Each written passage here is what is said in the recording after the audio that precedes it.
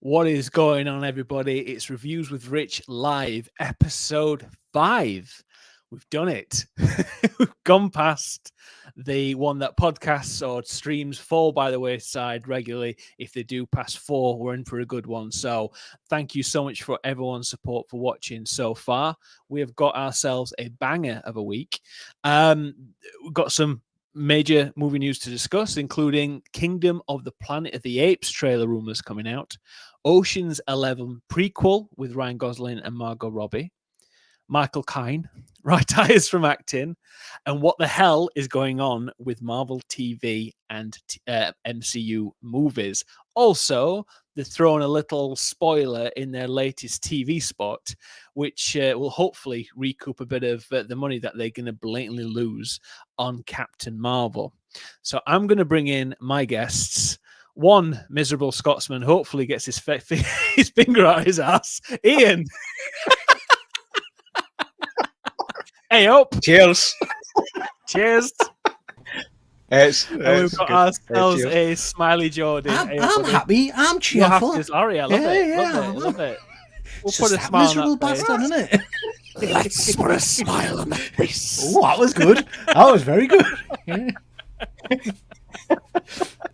This is also going to hopefully make everyone smile. I put something together, like literally a very quick thing. I thought you'd appreciate. Watch ahead. Everyone, let me know in the comments what you think. Just a little intro that might cut down the countdown one. Have a little look. Have a little laugh. Check it out.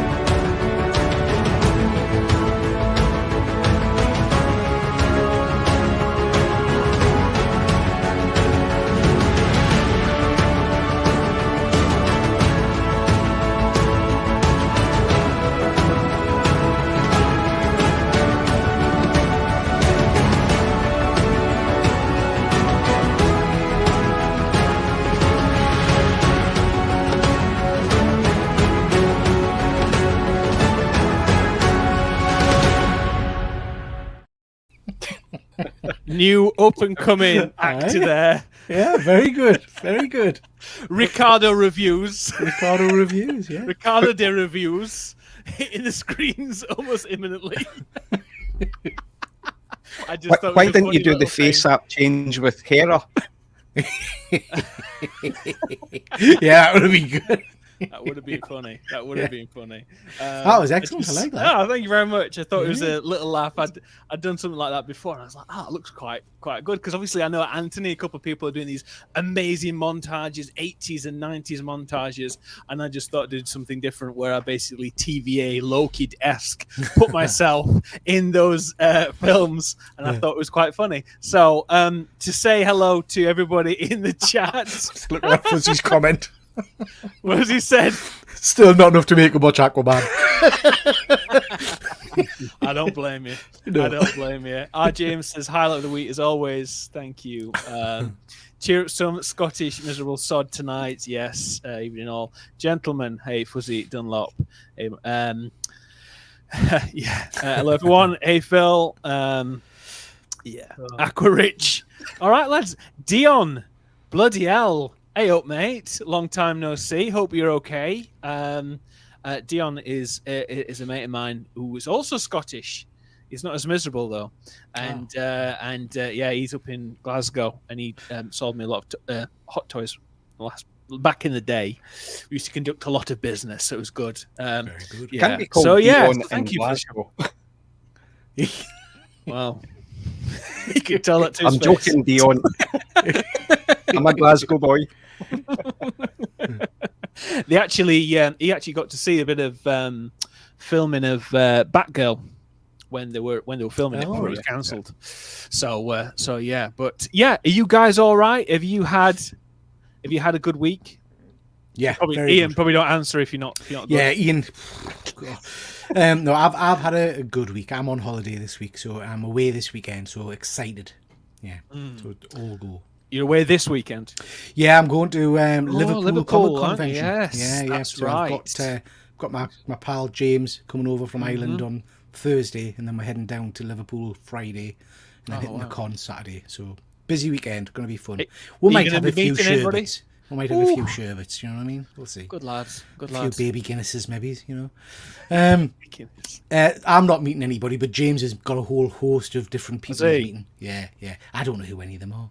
I do. I tell you, Bella Ramsey is there from Game of Thrones and Last of Us. Yeah. Jensen Ackles. Jensen Ackles, who's rumored to be the next Batman. Yeah, so he's going to be there. And he's Soldier Boy in that's right. In Boys. He's excellent. He's excellent in that. Yeah. I'm just going for the drinking shits and giggles. So good should for just you. be fun. Good for you, man. Good for you. Yeah, we're away this weekend. My family, so that'd be nice. Yes, Gareth there has observed change of poster. Yes, I got myself a new quad poster, No Time to Die, to go with my other No Time to Die poster next to it. So to replace the Mission Impossible one. Dion said he's also miserable. And our James says, love the No Time to Die poster, brother. Thank you, man. Appreciate that. But yeah, Ian, have you had a good week, or are you looking forward to something nice coming up soon? Big weekend, as I'd said earlier, we're renovating the movie room, so looking forward to that. I'm looking forward to getting finished. A lot on with work and travelling, but yeah, I've got a couple of nice things dropping tomorrow. So my Iron Man Mark III, but more importantly, this custom base from Sebastian in France. The Good, the Bad, the Ugly. I've got all the figures now, and Pale Rider, so I've got my custom bases. Oh man, I cannot wait because the photos look great, real wood and everything, and really cheap. Oh man, that Pale Rider, best. I'm still tempted, but I think if it was anything to go by, like you said to me, if I didn't enjoy the other one, I'm not going to enjoy it now. So I think, I think I'll leave that one. Might get a statue instead. But thanks everybody for joining in on a Tuesday. We've got ourselves another banger of a show. Got a couple of things that's dropped in the last couple of hours. One of which I'm just going to go straight to it because it's so random. Basically, you remember Captain Marvel? No one does. She's got a new film coming out in a couple of weeks, and it's projected to earn between 50 and 75 million during its domestic opening weekend, which traditionally isn't bad for most films. But because it's MCU, it's the lowest performing MCU opening weekend ever, which is terrible. And basically what they've done is they've revealed a TV spot, which is quite Sony-esque in their unveiling. They've revealed the Bifrost. She's saying, I've got to call in a friend. And then Bifrost has come across the shot of that. And then a figure is about to step out of the Bifrost. Could it be Valkyrie? Could it be Thor? Whomever it is, that person's going to be probably showing very, very small cameo in that film. And that way, then people will be more interested. Like they did with Shazam 2 by showing Gal Gadot in the TV spot. Like they did with Venom 2 by having this amazing post-credit scene that never mounted to anything with Tom Holland. So a couple of things like that, and I just think it's a bit of a desperate move. Unless, obviously, this is something that they were always going to do. I'm assuming it was, but the fact that they've shown this in this TV spot just shows that they are getting desperate. Have you guys heard about this information? Is this brand new information to yourselves? Brand new to me. I hadn't seen that at all. But interestingly, if they're hoping to entice people into the cinema by giving them a hint of, look, we might give you some more Thor: Love and Thunder, I'm not sure that's the right way to go. Do you know what I mean? But I mean, I'm a huge Thor fan, so I'd love to see more Thor. But it's interesting, we've heard nothing from Chris Hemsworth about this, or there's been no hints of it. Well, they can't They can't. He can't at the moment. They can't be seen to be promoting anything because but the last time for Chris Helmsworth, I'm sure there was a diagnosis of something, and he was taking time away from acting altogether. Yeah, he's. Hey, Luke, just be a second. Hey, up this lad, this legend, this also Leek. Is from Wales, a bit of a legend. Recently welcomed his newborn son. Oh, congratulations! So congratulations, Luke. Congratulations. Top lad. Really got a lot of time for him. And my wife says, "Hey, hubby, hello, baby." So it's really nice. What was I going to say? Yeah. He has had a bit of a diagnosis where I think he's got some genetic disposition. I can't say it. Disposition. Yeah, that's it. To go in and having a possible degeneration. But he's obviously making money while he can, and he's in no way going to be losing out on anything for a very long time, or his health deteriorating massively. But yeah, so it's but I think he's obviously they've given him an extra few million, and they've probably got him back. But there's a chance it might be Valkyrie, it might be somebody else, but the fact that they're doing the Bifrost just seems like they are hinting at Thor going to be in it. He might be in the last scene, we don't know. But I just think with what's happening in Marvel at the moment, they're going to try and start bringing the old guard back, because a lot of this stuff like this here, I'll probably watch it on the opening weekend, but I don't think it's going to do massively well. Again, more and more things are happening with the writer's strike, and the writer's strike's now solved. Actor's strike's still going ahead. This time last week, we were talking about it. It looked like it was going to get resolved. The negotiations fell down at last minute, and there was unreasonable things being discussed on both sides. So basically, they just pulled the plug, and things looks like now things are going to start to get delayed, because obviously they've seen the effects of what happened with the creator, where their stars aren't on the red carpet, aren't promoting the films. Same thing's going to probably happen with Kills of the Flower Moon, even though most people, like myself, are going to wait for a couple of weeks until it's on Apple TV.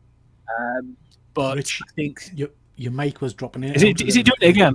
Is it doing it again? Can you hear me okay? Yeah, that's great. That's better. So so a lot of people are going to wait a couple of weeks to watch Killers of the Flower Moon as well. And if people like Leo and people like that aren't promoting these films, then things are going to start happening. The Bike Riders, which is a film that I was really looking forward to, with Austin Butler, Jodie Comer, and Tom Hardy, is going to just basically be delayed. Now, it was going to come out the 1st of December. It's now being delayed. So it's a real shame that this thing is happening, because obviously then it's going to affect the box office. You guys going to watch the Marvels when it comes out for first weekend? Yeah. Even though I don't want to, it's kind of almost at this stage. I don't know what it's like for Ian, but at this stage, it's just a thing I have to do. I don't know why. Do you know what I mean? I'm not excited for it, but I will still go and see it, I think. I think if I've got spare time, I will. See all the Marvel movies right up to No Way Home. I was watching, remember some of them were the midnight showings. Me and Lucy were doing that. We've not done that. I won't do that for this. I actually don't mind Brie as Captain Marvel. I think she portrays her quite well. That kind of arrogance. I quite like Brie, personally. It's the other aspects. It's the writing now. I'm disengaged. I think I'd said that earlier. One of the other weeks. I'm disengaged from it. And I think Kevin Feige just announced that they're thinking about a soft reboot. Yeah, I think some characters need a hard reboot. Sorry. Yeah, that's that's okay. You're right. This is what we're going to be talking about next. Is basically there are rumors. There's this book that's coming out which I really want to read. It's called The Reign of the Marvel Studios, MCU, and there's a number of people who were involved with setting up the MCU or were writers on these films, etc. And one of them was saying that basically we have a quote from Kevin Feige sort of implying that, like Secret Wars, will serve as a soft reboot in which they can prune everything.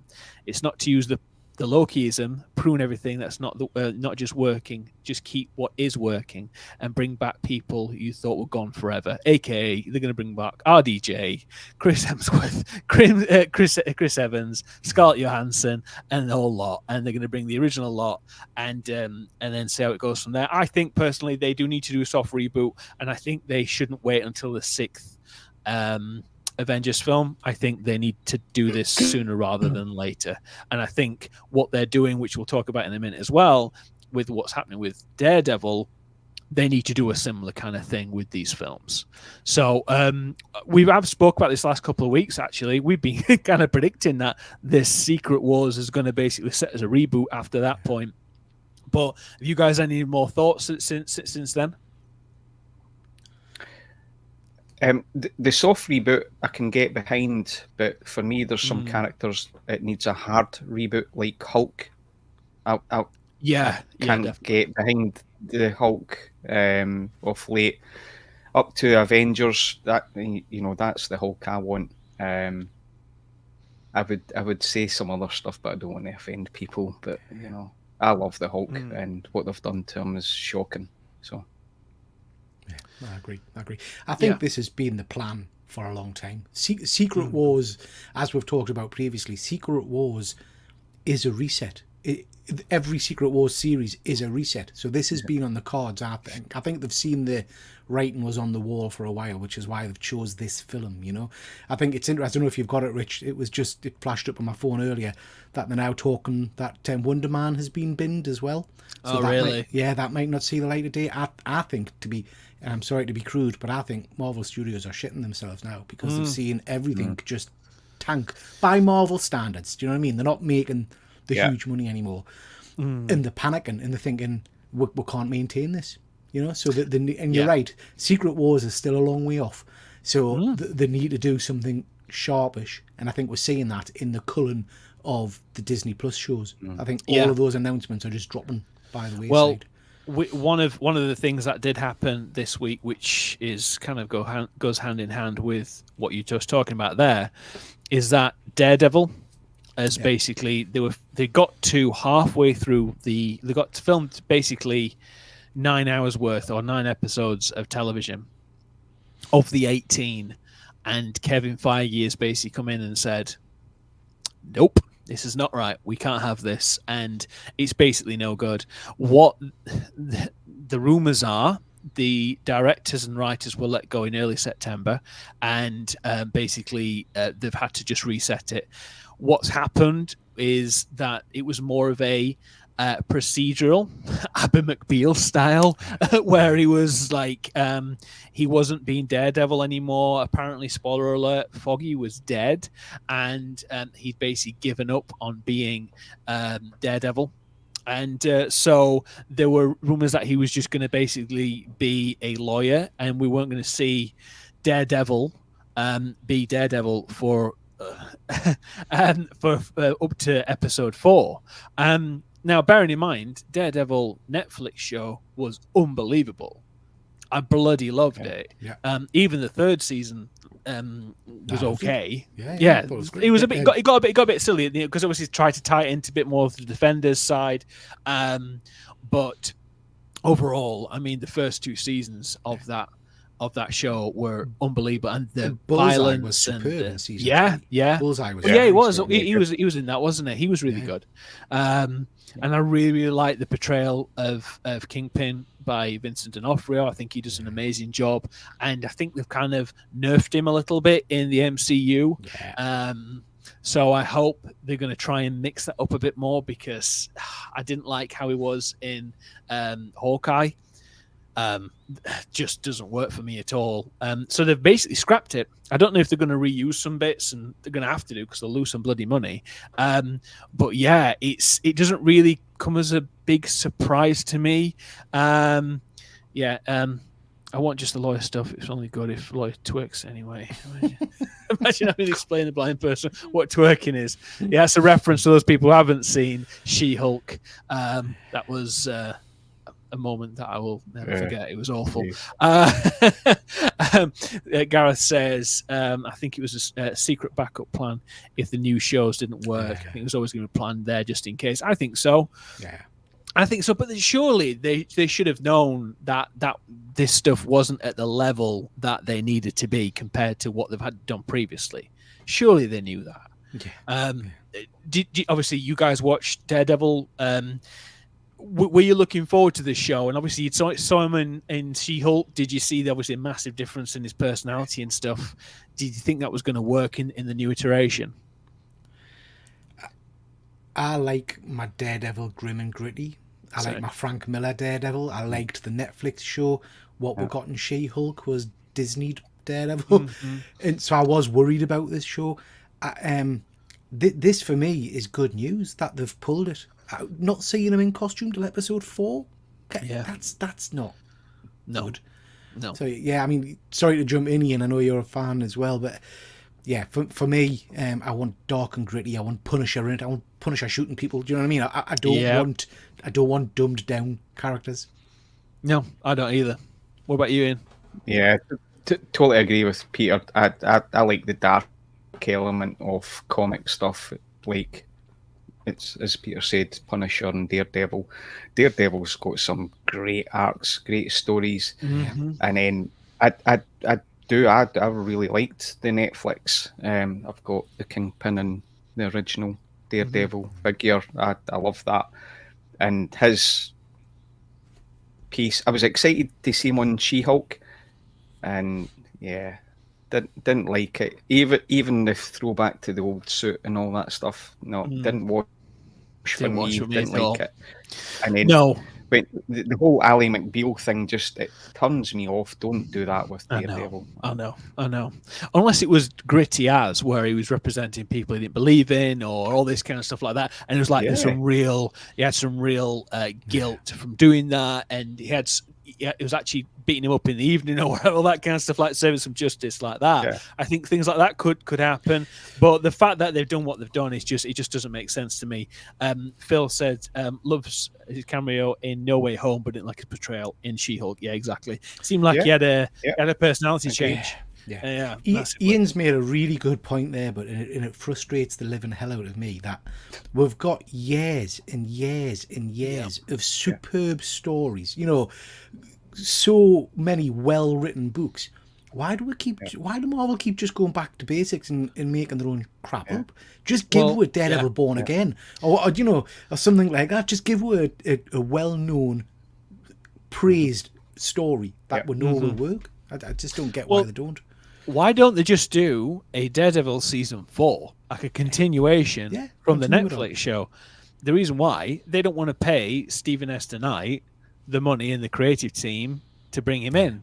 The fact is, they need to do something because they need to have a better voice, because at the moment they're having these executives and there's some behind the scenes stuff, which is something I'll talk about in a second as well, is that they are now looking to change up how they bring out these shows. So instead of doing like a limited series of 6 episodes of it being like, okay, Moon Knight and a big fight at the end, and then you'll never see him again, and he might show up in a film once or twice in the future.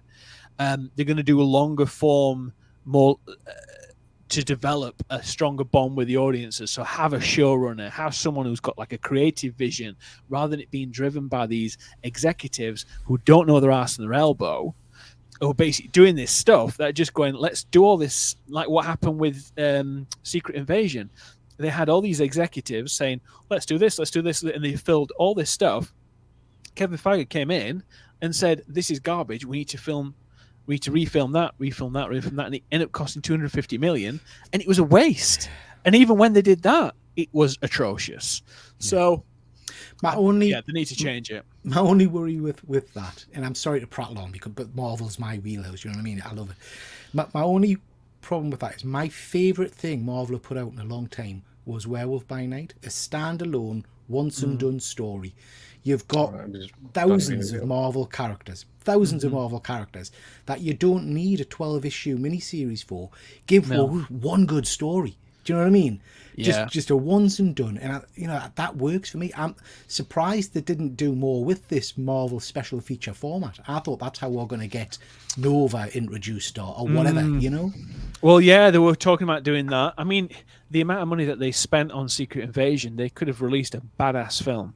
They could have done something amazing, and more people would have seen that. But they need to keep feeding that Disney Plus machine. And it's just the only thing I would say. I'll counter everything else I've said. The Loki season 2 so far has me. I actually really, really like it, and I'm really, really enjoying it. I do genuinely enjoy it. I think it's simply because Tom Hiddleston he's really. What are you doing? I'm joking. I'm just telling you my opinion. But I think he's brilliant in it. But I think we need to have some real weight behind these things of something's coming, and then nothing happens. It's just kind of, that's the thing I would say. No it's payoff. All build up. Yeah, there's no payoff at all. So everyone else, obviously. Hi, Connie. Hello. For those people who are new, thank you very much for joining in. Don't forget to subscribe to the channel and to subscribe to these wonderful gentlemen that are with me this evening. Dion says, with these recent, it's like these writers and directors have no knowledge of these Marvel characters' stories. A lot of nonsense. Exactly what they said there with Hulk and embarrassment. It is. Just jumping on what Dion's saying, because Dion is absolutely right, and just with Ian saying he's a Hulk fan. If you know the stories, if you know the Marvel lore and all that kind of stuff, you've got a fantastic character in Scar, the Hulk's son from when he was sent away. Yeah, and then they introduce him at the end of She-Hulk. He looks atrocious, and it was, but that's an insult to comic fans, I think. Do you know what I mean? I know I haven't had him fleshed out and all the rest of it, but just the look of him, the moping, you just think, oh, please don't. That's someone's favourite character. Do you know what I mean? And you think, well, I think everyone has a favourite character in the MCU or on DC and stuff, and it's been mistreated or mishandled. I think there are some amazing stories. World War Hulk, Planet Hulk, all this stuff. It's obviously because Universal own the rights. I think it actually converts soon. It's converted back, I think. Yeah. As it converted back. So they need to get that sorted, because they've got some amazing stories there for the Hulk and actually really flesh him out. At the minute he is a bit of an embarrassment. And like you said, the Scar and all this kind of stuff. And they've got this wealth of story, like you guys have been saying. It's not like they've gone, what we'll do is we'll pick that, and we'll do something brand new and amazing. They're just doing a really bad carbon copy of this stuff, and by name only, a lot of it as well. Yeah, Secret Invasion, prime example. The only one that they actually did a good job with Civil War, and that was such a huge comic arc, and they did a really concise MCU version of that, and it wasn't like a knockoff. It was just a really compelling story, and I think that's what we need to go back to.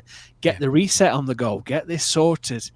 They don't have to give us word for word. Do you know what I mean? No, of course not. They just need to keep the ethos and the story. It's just weird. Yeah, I hate having to go through this with these properties. Star Wars, I have my opinion on, and obviously Marvel, and what's happening with DC. Is that I think we've come to the point where they say about comic book fatigue. I think it's just shit fatigue. We're just tired of seeing mediocre material and content. Yeah. We want the stuff of old. It's not like this is brand new. They've been doing it for the last 10 years. They know what they should hopefully know what they've been doing. 15 years in MCU terms. They should know what works and what doesn't.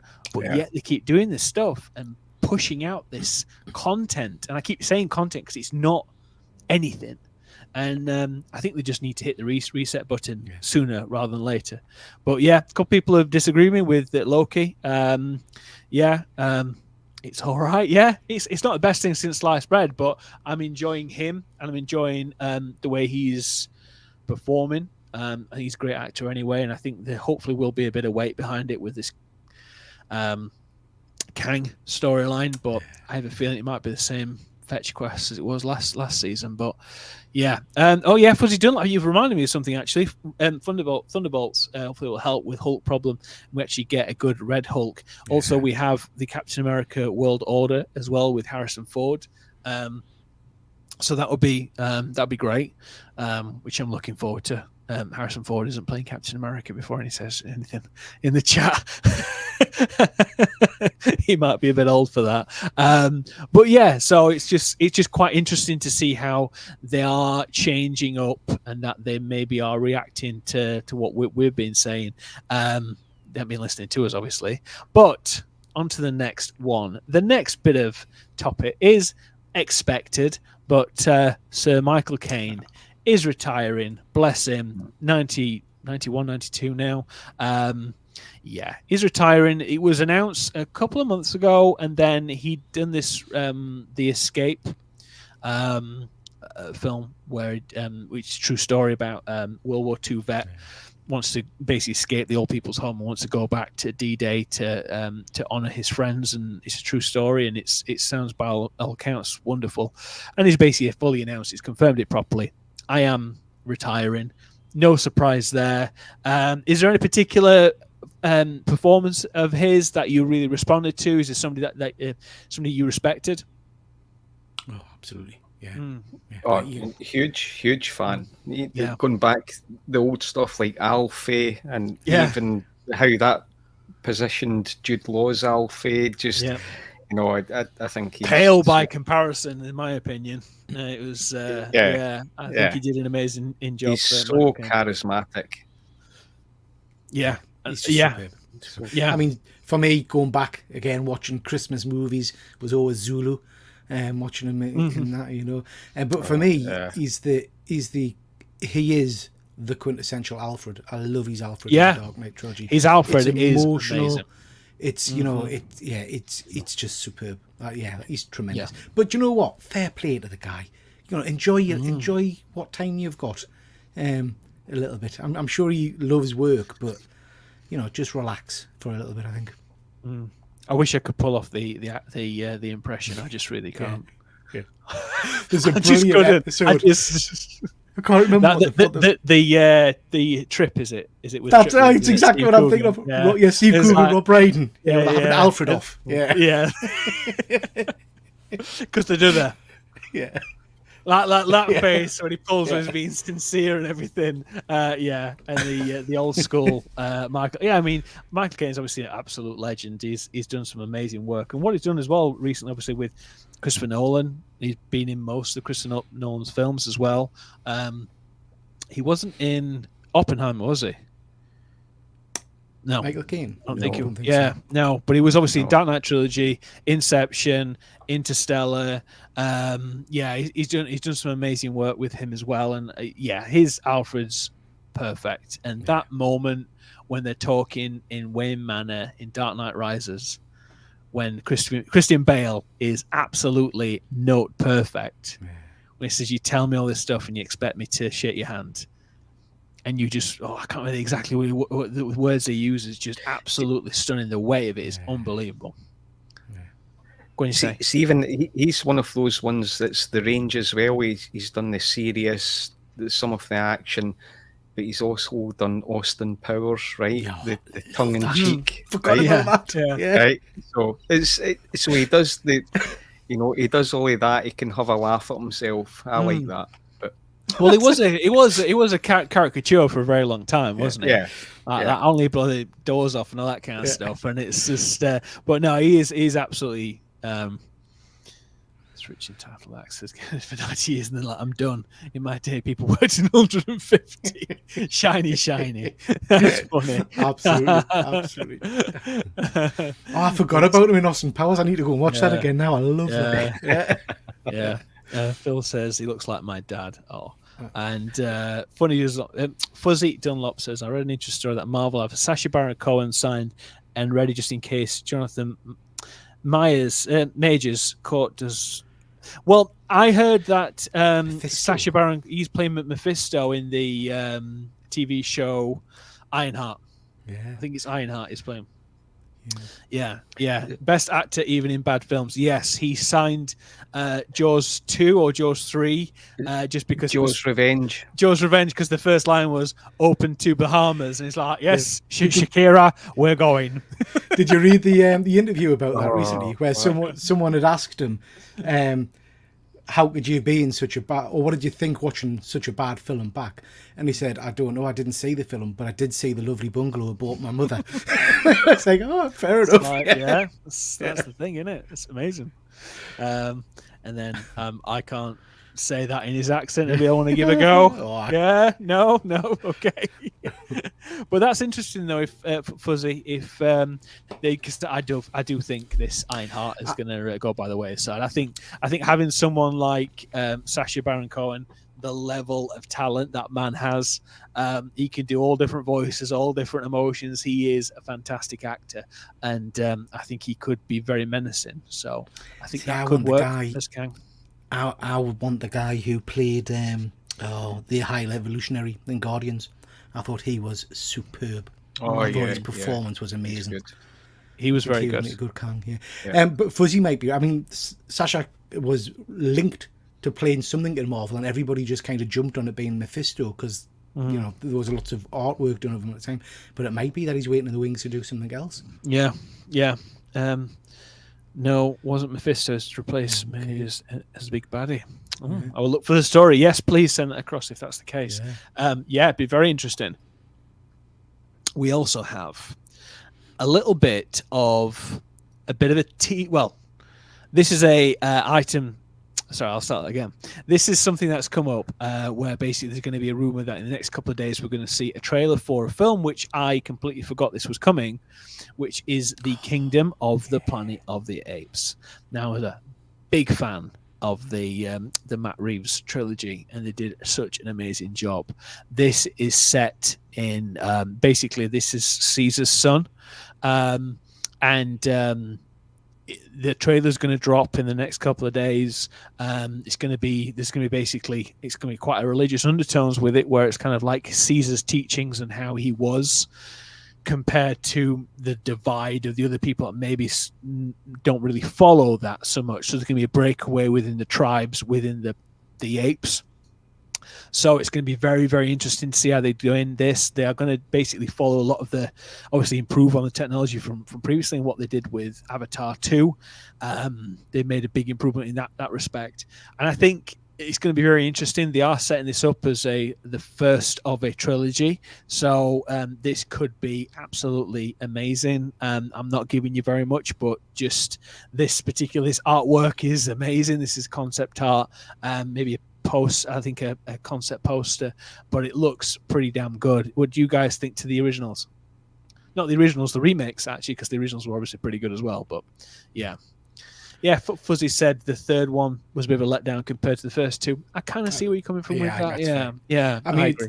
I mean, sorry, Ian, I'll let you go first. I keep jumping in ahead of you. No, jump in. No, for me, I'm a massive fan of the originals.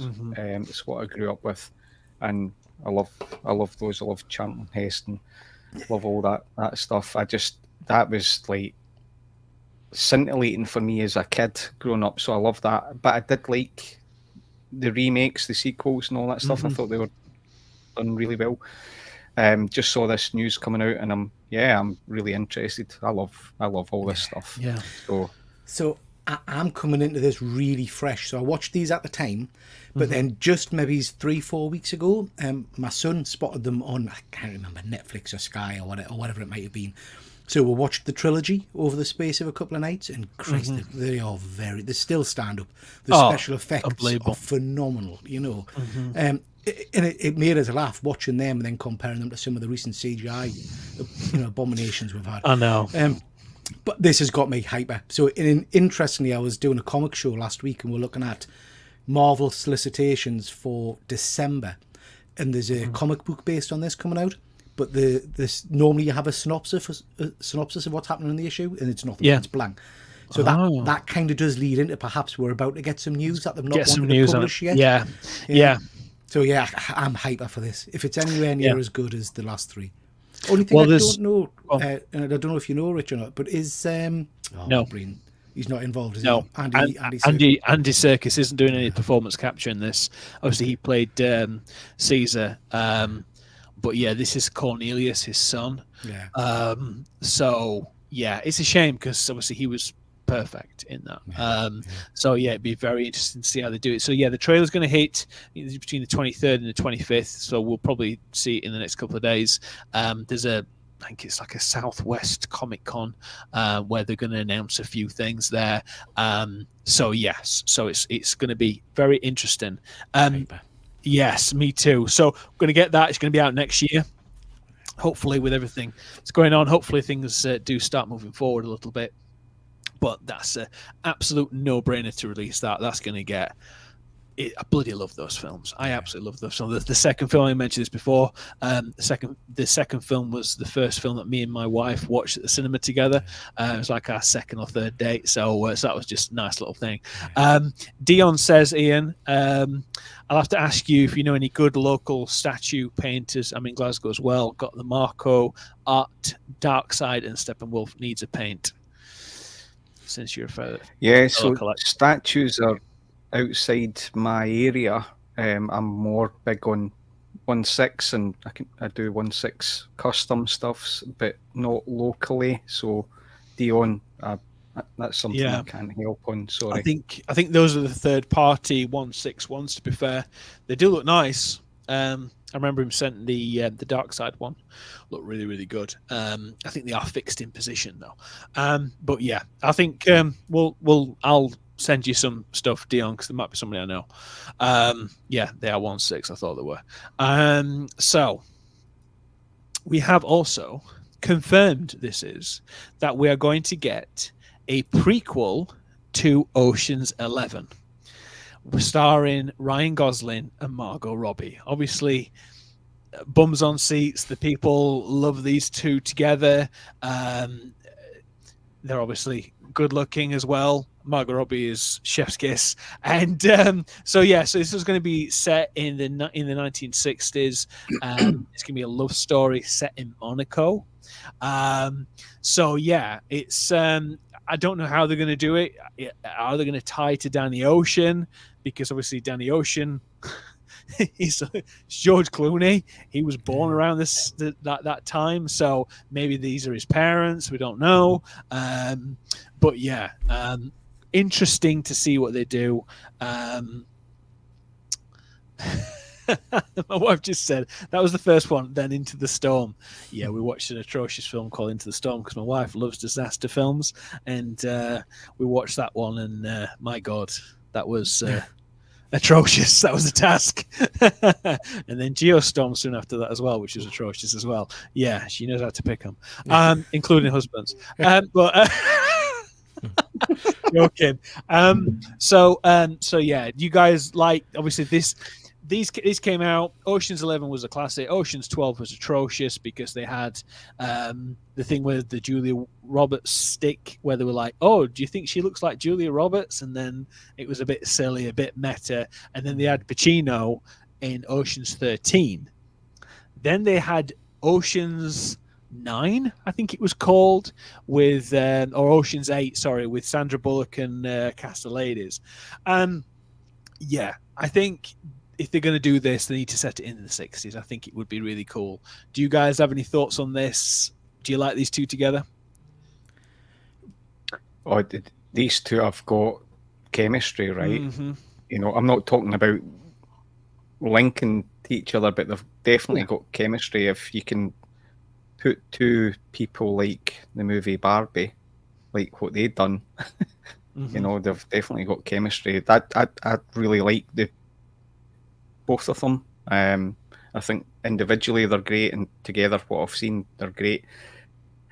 Has this came out after Barbie in terms of what they're doing? Is it because they see this whole thing between the two of them? Yeah, because it definitely works. And Ocean's 11, that genre, is very stylized, right? So this would work for me. So. Yeah, Steven Soderbergh did an amazing job of this, considering that the original Ocean's 11 was with Frank Sinatra and Dean Martin walking around with just basically a little thing going on where they're just basically sauntering around Vegas trying to win some money. And this is obviously a proper heist, and it was actually really well done. And obviously, what a cast.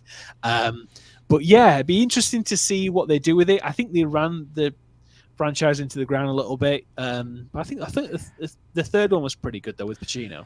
I enjoyed that one. I love a heist movie.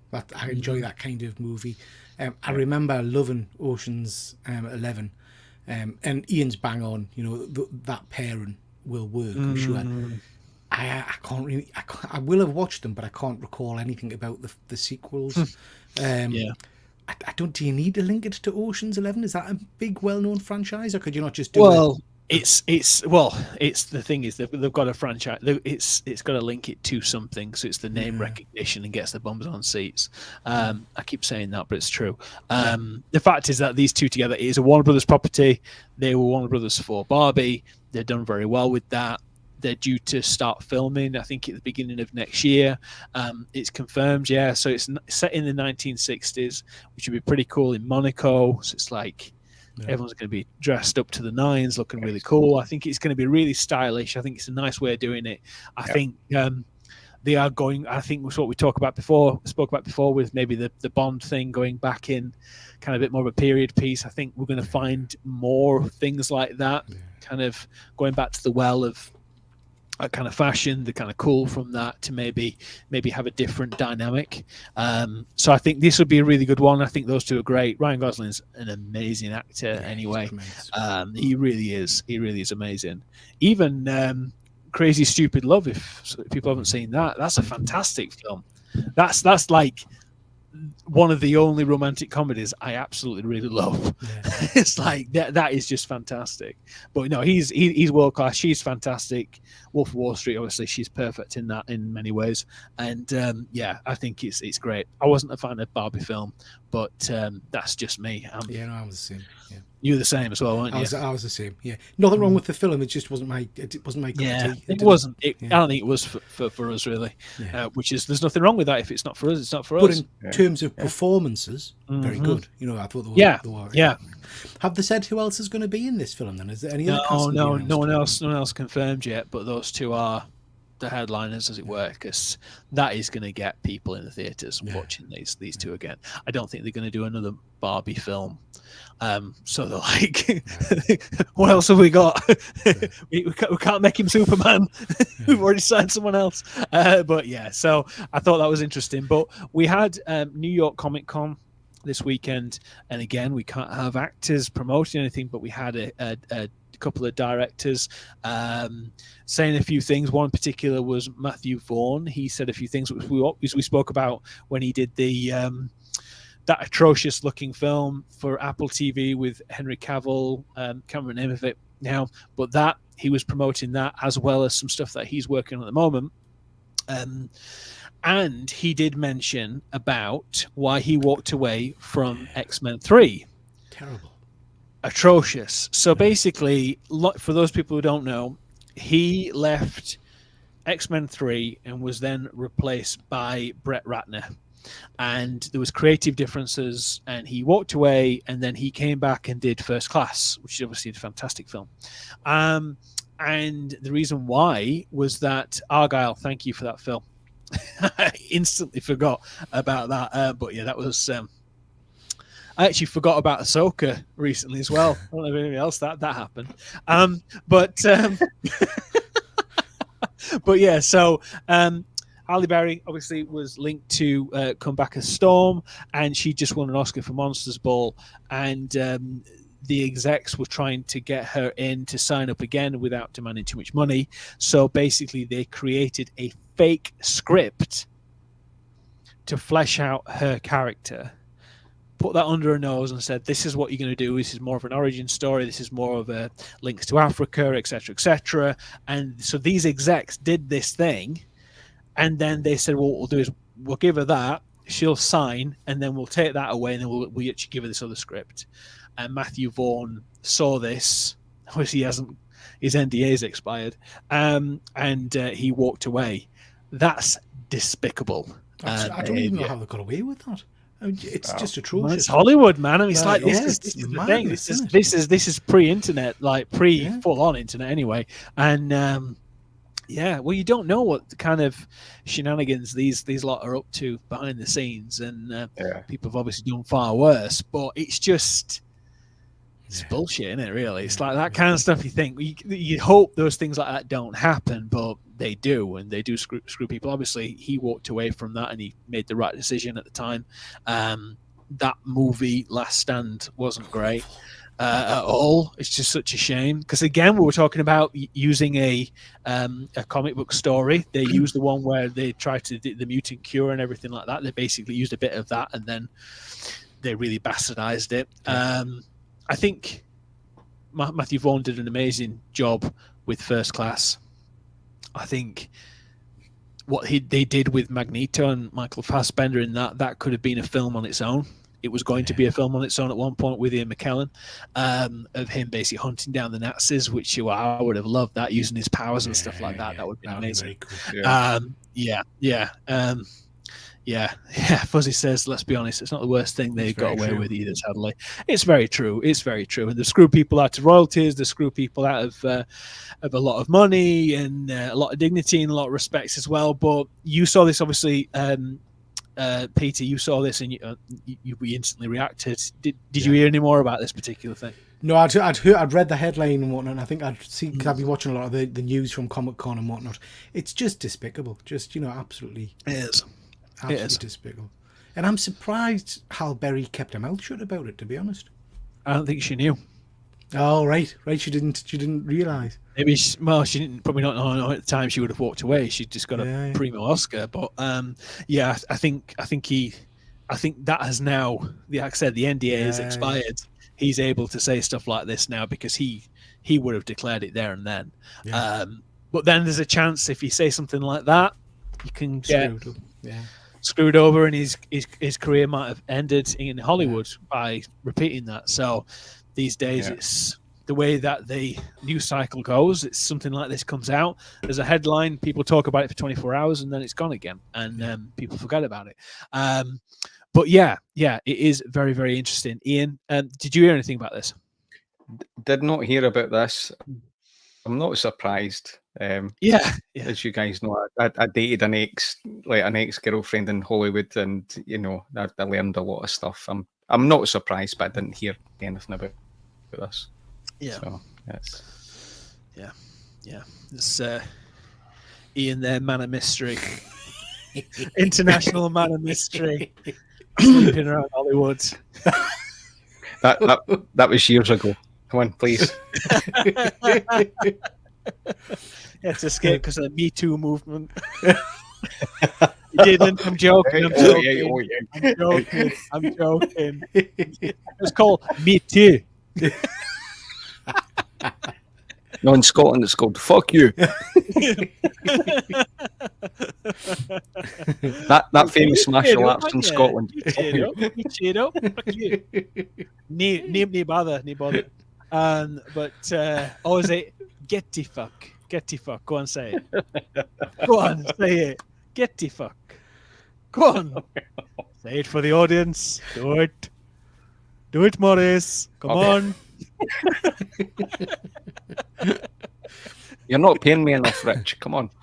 Jesus Christ. Anyway, we'll move on, shall we? As I said, the early X-Men movies were hardly scandal-free either, with Bryan Singer scandal.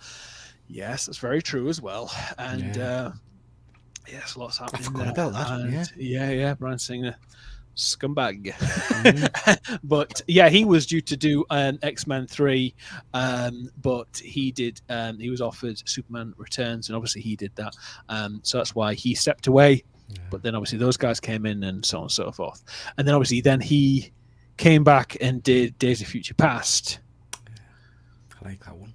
So those allegations and everything didn't come to light until a lot further on. So but that's allegedly, etc., etc. Cover yourself. But anyway, Matthew Vaughn also said that he is doing a Kingsman 3, and he's also doing a Kick-Ass reboot.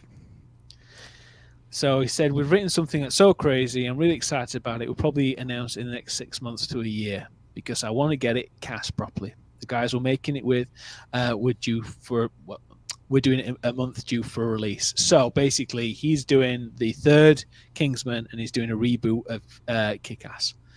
So obviously, they did well with Aaron Taylor Johnson. I enjoyed those two films. I really like Jim Carrey and obviously Nicolas Cage in the second one as well.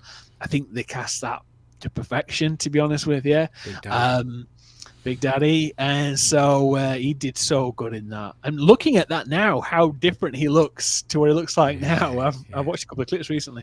I love those films. I wasn't like as I didn't love them as much as maybe obviously the other comic book films and stuff like, but that at the time it was like, wow, this is something really different because there hadn't been anything like that before. But I think he said it's so crazy he's going to get sued, which is a nice way of saying he's going to make it very gruesome, very violent, and might be something that maybe a bit of a palate cleanser we all need. So, Ian, did obviously you watched Kick-Ass previously. What did you think to those? Yeah, I can't recall if I watched Kick-Ass 2, and I'm struggling. I'm maybe tired today. I can't recall, but Kick-Ass 1 I really enjoyed. Really enjoyed that, but I can't recall. Kick-Ass 2 is one with Jim Carrey, and the bad guy is the bad guy is McLovin. You can't see his name on live. Gets eaten by a shark at the end. Yes, that's right. I don't think I've seen that. I'll be honest. I don't think I've seen that. Yeah, Jim Carrey's in it, and he's really, really good. And then while they were promoting the film, he thought it wasn't wise to promote violence. It's like you've literally just refused. Yeah, there you go. Literally, I've just said Fuzzy. He said he refused to promote the second one. He went on this big anti-gun protest. Right. Okay. Yeah. So they were like, he'd been in the film, so he'd got paid the money, and then he was like, "Oh, by the way, I don't want to do that anymore," which is quite funny. But he's slightly off on occasions, isn't he, Jim Carrey? Even though he's a bit of a genius. But So Ian, you don't think you'll see the second one? I think you'll enjoy it. I'll put it down. I'll go and watch it. I don't think I have. I honestly don't. And I'm quite surprised because I liked the first one, and I actually do really like Jim Carrey. So, yeah, he's really good in that. He's really good. He is really good. Obviously, Peter, you've seen it. You like those films? Yeah, I love them both, and I love the Kingsman movies. I didn't mind the last one either, the Kingsman either. But this is interesting because. The source material for this is the Miller World books by Mark Miller. Yeah. And I don't know if you guys are reading his recent work, but basically he's got a series called, I think it's called Big Game out. And he's literally resetting his entire universe. So all of them are in it. Kick-Ass is in it, the Kingsman characters. And they're all being offed left, right and centre for a big reset at the end of it. Nemesis. So it might tie in. There's a new Nemesis as well, isn't there? Because I read the original Nemesis, and they're doing this big reset. But he sold some of his rights to Netflix, didn't he? So he's got the Miller World kind of franchise on Netflix. So, but it's interesting that he's resetting his entire universe. If then Matthew Vaughn is saying he's going to do a reset of Kick-Ass, so it might tie in. Yeah, could do. But yeah, it's I enjoyed the first Kingsman and hated the second one, even though it did have Pedro Pascal in it, because obviously he's great. It was a weird film, but I think they might go back to what made the first one great. And the Kingsman, I didn't see, but I heard good things. I heard they tease Hitler afterward at the end of it as well, and after credits, like, okay. So that's come out after Comic-Con as well, that they're apparently moving forward with Kingsman 2. The Kingsman 2. The Kingsman 2. That's going to confuse matters, isn't it? But yeah, that could be interesting. They're going to have to do something similar to like Inglourious Bastards or something like that. Do you know what I mean? They're going to have to make it a bit less. No, that's a movie. Yeah, that is a movie. We need to talk about that one day. So Fuzzy says, I like both franchises. I want something new from Vaughn, to be honest. Yeah, me too. Well, he's done the Argyle and it looks terrible, so I'm hoping he does some really good stuff. He did Layer Cake. He did such an amazing job on that. I bloody love that film. That is a fantastic film. That's a great movie. Sienna Miller, chef's kiss. She's amazing in that film. She is sick, Ian.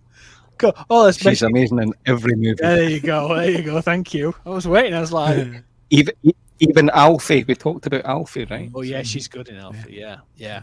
We also have on Friday the release of the most anticipated film, the game of this year for us, is Spider-Man 2. Wow. Look at the scores. Yes, these scores are chef's kiss primo. We have 10 out of 10 for a lot of them, 9.5. And yeah, this is, I mean, I've recently got the Spider-Man 2 PS5 version with the plates and the 2 controllers. I am very much looking forward to it. I've got the digital version coming on Friday, so I've got the code ready. I'll enter it as I'm leaving for work, and then when I get home, it'll hopefully be updated by then. They have, yeah. Well, they've actually said that there's another further update to it as well. So there's a chance that you need to update it first before it get through to the first stage, first level of the game. I'm really looking forward to this game. Obviously, you've got Miles Morales. Phil, you haven't finished the first one yet. Finish the main story. Don't worry about everything else. You'll know when you get to it. But that's a fantastic game. I know, Ian, you and I have been speaking about this a fair bit anyway. But Peter, have you got a PS5? No, I mean, Xbox man. Yeah, Xbox man. You're missing out then. Yeah, so I haven't played number one. Yeah. You're gonna Right, miss Rich. out because Delete them. Delete them. Xbox. Delete them right now. Delete them right now. Thank you.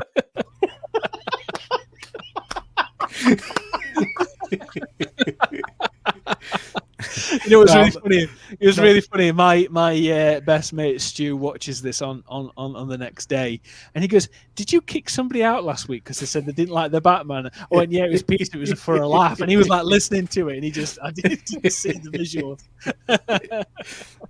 But yeah, so my mate James, who's a massive gamer, he keeps banging on about these games, and And I think I'm probably going to get a PlayStation at some point, and I'll pick up these. But the trailers look phenomenal for this game. Absolutely, amazing. It's so cinematic. I mean, this game's going to be absolutely perfect. I completed the first game on PS4. My wife was due to give birth to our daughter, and I completed like a month before because I was like, I'm never going to get a chance again to complete the game. I was right. Once my daughter was born, but yeah, these games are unbelievable. And Miles Morales I enjoyed, but it felt more like a DLC. It didn't feel like a full game. Okay. Because it was a lot smaller story, but it's these two together. Phil said it's Craven, the protagonist on this one. He is one of many. He's Venom's in it, Sandman's in it, Lizard's in it as well. So there's a lot going on, and the Osborns are there as well. Not Sharon and Ozzy.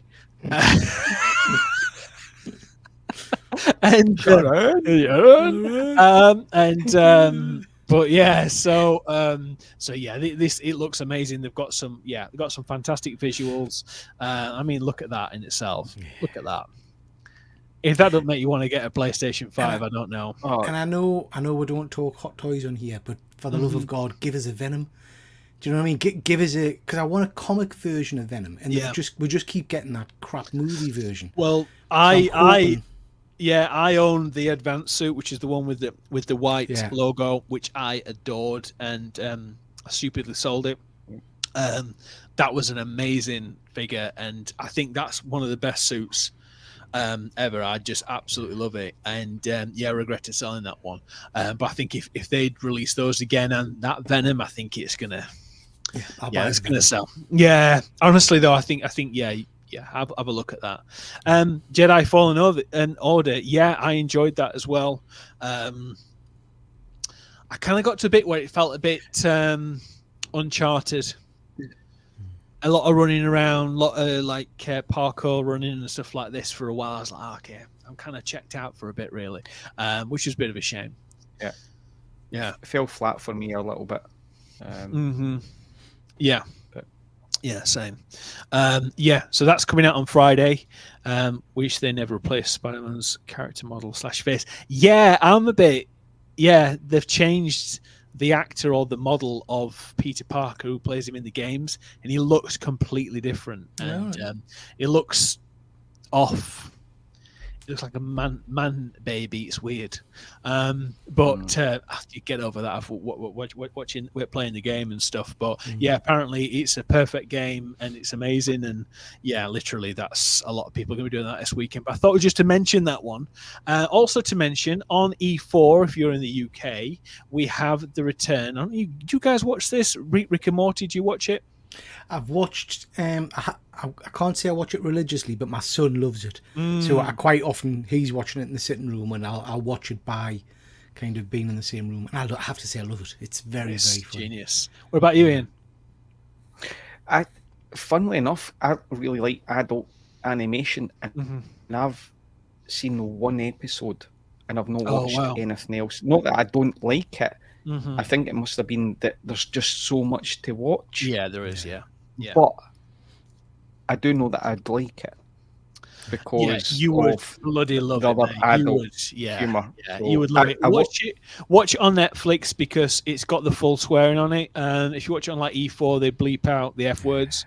And but on Netflix, it's the full on. I don't know why. But they and it's. So basically, it's very similar to Back to the Future, but instead of Back to the Future, it's dimensions. And Rick is an alcoholic scientist, and his son is Morty. His grandson is Morty. And so there's been 6 seasons of this. It's one of my favorite comedies of all time. I absolutely adore it. It was written, co-written by Justin Roiland, who has since been replaced. There were some allegations, domestic abuse, etc. That has now been disproven. There was lack of evidence, and there was some workplace stuff where he was getting drunk, and he felt he was quite abusive to some of the people that are working there. So he has been replaced. So he co-wrote this thing and voiced both Rick and Morty, and also quite a few others within that. And they have been replaced by 2 voice actors. They're fairly unknown. So there's a guy called Ian Cardoni and Harry Bearden is playing Morty. But yeah, so initially they had the same guy who was voicing the 2 characters, but now they've actually got 2 separate actors to play 2 different parts. Honestly, Fuzzy, mate, you're going to love it. Everyone needs to watch it. It's an absolute genius show. A lot of it is improvised, so it's like written on the fly, and it's absolutely genius. The level of complexity and humor in it is just second to none. Honestly, I think it's just perfect. I know it's probably a cliche, but I think if anybody was to want to watch an episode, because the episode that I got my attention kind of peaked, and again, it's a cliche because it's a very famous one, is the Pickle Rick episode. Just, so Fuzzy, I would just watch that one episode and see what you think, because it's just mental but hilarious and so inventive. Tremendous. So he basically turns himself, because he's an absolute genius, and he turns himself into a pickle to get out of family therapy, and the therapist is played by Susan Sarandon. So it's like the level of different actors, like it's just so random. It's so random, but it's so clever. I think anybody who hasn't watched this need to watch it. I keep talking about it all the time. I absolutely adore it. I know James Teagan. He loves it as well. Yeah, he loves it as well. If people can watch that out there, I would thoroughly recommend it. It's right up my street in terms of humor. But yes, that's interesting. So basically, they've said that they're going to get a lot more years out of it now because of that. Which is nice, because obviously what was happening, they didn't know if they were going to carry on with it. They kept the voice actors secret for a very long time, until literally the first episode came out, which was on Sunday in America, and it's out tonight on E4. But I just thought it was really interesting, the fact that they've done that, and then they've now announced the names of those people, because they didn't want them getting attacked beforehand online and stuff like that before they even get the chance. But they've done a very good job, actually, to be fair. So I think it could be quite interesting. So so just a second. remember seeing past Justin reacting to Sky Online, doing an impression of his characters. Yeah, his voice is spot on. I would have thought they'd have gone for him Uncanny. Yeah, they had thousands of people auditioning for this, but they managed to get the essence of it. So it is really interesting to see how they've gone about it. Yeah, these guys are good, but still sound slightly off. I think so. I think even the first episode Justin did, I think, to be fair. The first episode, the pilots, get past the pilot, then get on that. We also got, I don't know if you guys, obviously we spoke about this before, about Invincible. We've had the full trailer release of that as well. So good. So good. Yeah, me too. I bloody love that show. That's out in November as well. So we've got a lot of good stuff coming out as well. So have you guys been watching anything? Because we are wrapping up soon. So have you guys got anything to recommend in terms of TVs or films you've been watching of late? I went and saw the new Exorcist movie. That's quite interesting. I enjoyed that. If you like The Exorcist, the original, you'll like this because it's pretty much a carbon copy, to be honest. Oh, is it? There's some very similar kind of themes to it and whatnot. But that was quite good fun. I'm up to date now with Generation V. That is phenomenal. Is it? Love that, yeah. And I've just watched the first episode of Fall of the House of Usher. Do you know if anybody's seen any? I've heard good things about that. Yeah, really enjoying that. I didn't even realise it was like a horror, scary story. I thought it was something to do with the Kardashians or some crap like that. Do you know what I mean? It sounded like that kind of show. But really enjoyed the first episode. I thought the first episode was intriguing. Apparently it's very good. Michael Nichols, not Michael Nichols. It's the guy who did it has done the Midnight Mass. Did you watch that on Netflix? He did that last year. By all accounts, it's very, very good. I'll have to watch it when the missus is there. Mark Hamill's in it as well, and he's creepy as anything. He's like he's very unsettling. Yeah. I love Mark Hamill. He's brilliant. How about you, Ian? Anything good? Yeah, same as Phil. So I've watched Fourth House of Usher. We watched all of it. It's a very American horror story kind of thing, and it's done well. So yeah, I've enjoyed that. Can't remember, was it last week? I can't remember if it was last week or this week that I finished watching Continental. I really, really, really liked that. Yeah, I'm a big fan of that. So I know people want a John Wick. It is John Wick without being John Wick. Episode 3 was very John Wick, wasn't it? It was. Yeah. You couldn't complain about the action in episode 3.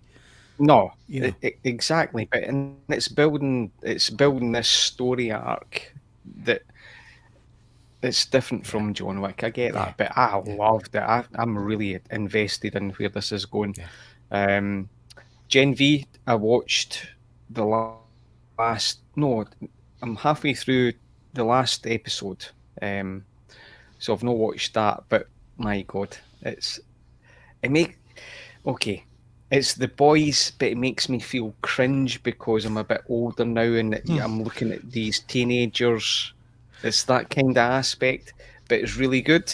Yeah. Have you got to the puppet fight scene yet? I've heard about that. No. Oh, I've heard about it. It's absolutely genius. It's true. I'm 10 minutes after. No, is it 10? Anyway, I'm not that long after where there's the hypno scene where she's. I haven't seen it yet, by the way. So I don't want to say too much, but then there's that. But it's hilarious and funny. But having 2 daughters, I'm like, So it's uncomfortable, but it's compelling. Yes, yeah. No, I can imagine. I haven't seen Gen V yet. I'm up to date with Loki. Obviously, there's another one in a couple of days. I said I'm enjoying that. for what it is. I've restarted watching Mission Impossible: Dead Reckoning Part 1. That's now available on streaming. So I bought that last night on Apple TV Plus, and then I'm basically watching that with the missus. She hasn't seen it before, so I keep pausing and going, right, the entity is this. Do you know that kind of thing like that? So Gabriel is this, and he's tied to Ethan and all this kind of stuff. So I keep doing that, which I don't know if that's helping or hindering her enjoyment, but No. and then she's like, my wife just went, hey, yeah, well, she's good looking, isn't she? I said, oh, yeah, she's really fit. And she's like, I was like, maybe I need to kind of like calm her down a bit, maybe. Rein that one in. Ready. Hold her back. Yeah. Fitting the role is what you mean. She's yeah. really Yeah, fitting the role. She's trying. She does a really good job with that. Yeah.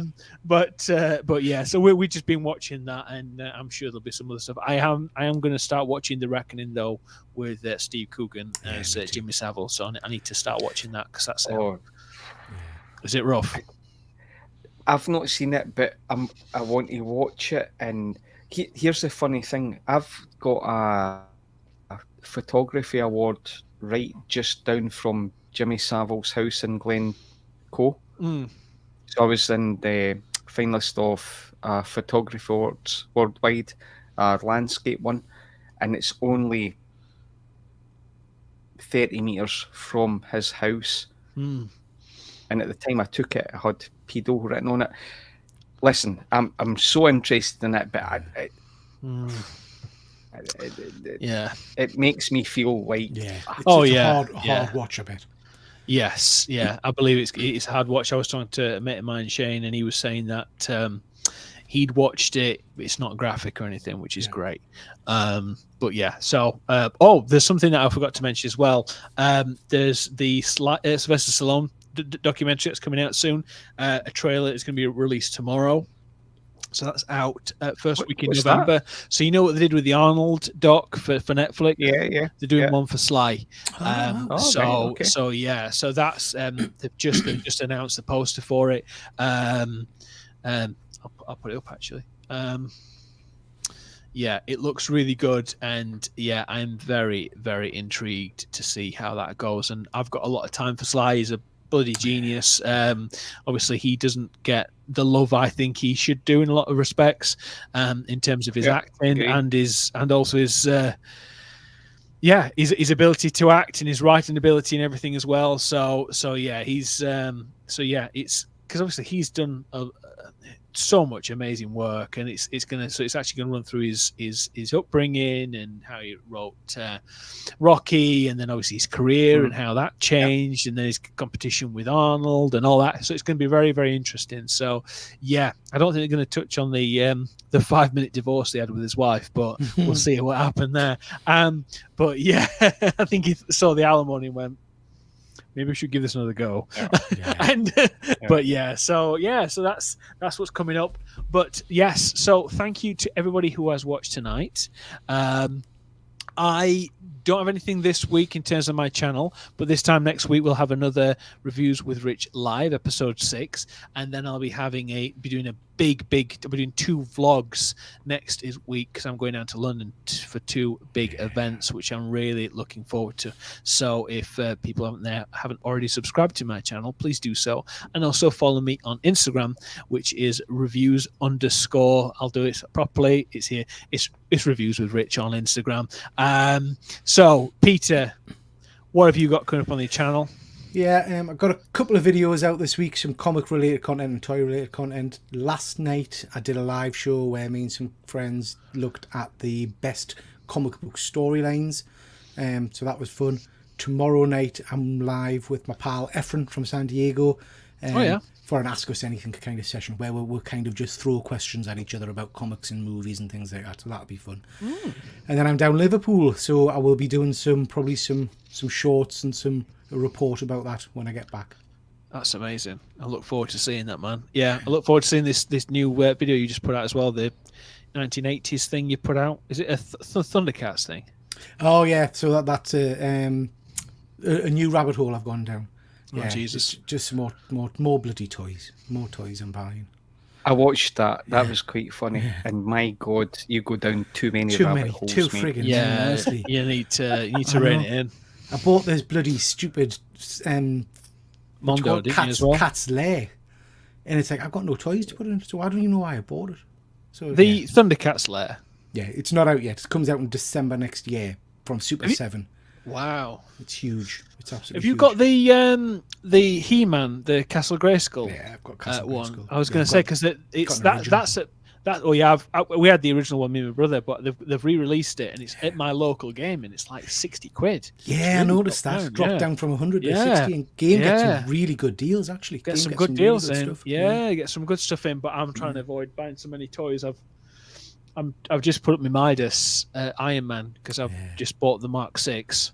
So I'm like, I need to do that, clear house a little bit, and just kind of do a bit of moving around with that, I think. You were saying? It's been ages, because I used to collect all the Iron Mans, but I stopped. Is the Midas diecast, did they do the diecast after it? It's this one. Yeah. This is the 20th anniversary one for Hot Toys. I've got it upside down. This one. Yeah, it's a nice figure, that. It's beautiful. So I had the original one that was the plastic one. Yes. That was a long time ago. But yeah. Mm-hmm. Oh yeah. This one's gorgeous. It's like the Mark 7, but it's in gold. It's gold and copper, and it is gorgeous. But I think with the fact that I've got the Mark 6 coming in, I just thought I can't have, because I've already got the Mark 42. That's Mark 42 there. But yeah, I've got Mark 42 there. I didn't want to have too many Iron Man, and then I'm going to have Iron Man Mark 3 coming in soon as well. So I'm like, and also Waitlist just converted for RoboCop. So I've just put a deposit down on that. Nice.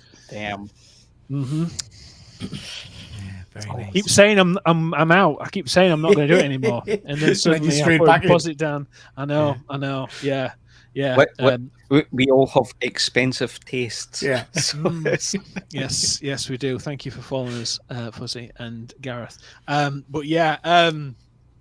Yeah, so got that going on, and then hopefully the Batman's going to drop soon as well from Hot Toys, and the Bat Signal, which I've paid up for those, so I've got those coming in from Sideshow soon, and then InArt's going to got their Batman coming out soon as well. So yeah, it's tons of nice, too much nice stuff, isn't there? Too many lovely things. And there's going to be a Blade war, isn't there? So there's obviously the Hot Toys Blade, and then there's two third-party companies doing Blades now as well. Is there a Hot Toys Blade?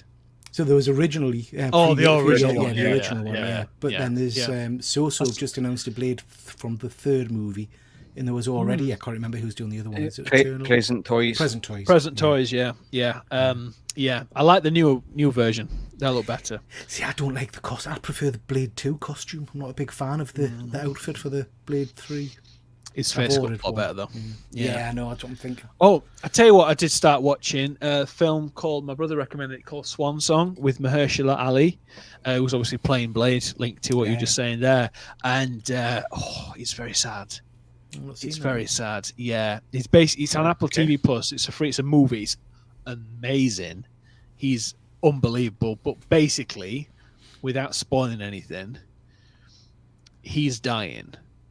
And he's agreed to take part of this experiment to do a seamless drop-off, shall we say. So if he was to die, then he has a clone that's going to replace him with his memories and everything like that. It's just going to be a clone of him.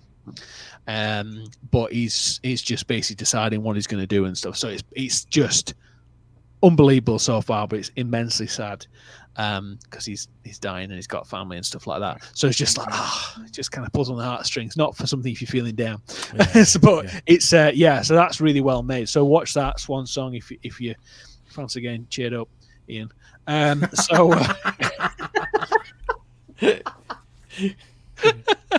love winding you up. But thank you to everybody. We've all got an early start tomorrow, so I know that. So I appreciate everybody who's watching. Thank you to everybody who's been watching on the replay. Have a great week, and we'll see you this time next week. Take care of yourself. Bye-bye. Thank you.